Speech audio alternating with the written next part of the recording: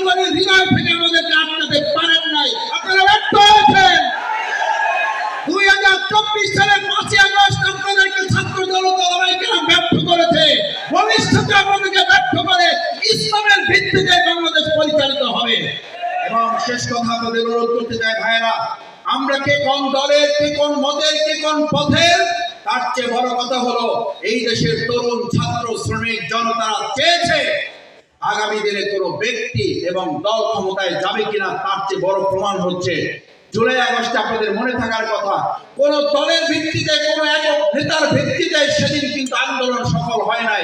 সুতরাং আগামী দিনে বাংলাদেশ পরিচালিত হবে কোন একজন ব্যক্তির আনুগত্যে নয়, বাংলাদেশ পরিচালিত হবে কোন একজন ব্যক্তির ক্ষমতায় যাওয়ার উপরে, দলের ক্ষমতায় যাওয়ার উপর ভিত্তি করে নয়। বাংলাদেশ আগামী দিনে পরিচালিত হবে ব্যক্তি এবং দল ক্ষমতায় যাবে না। আমরা সিদ্ধান্ত নেব আগামী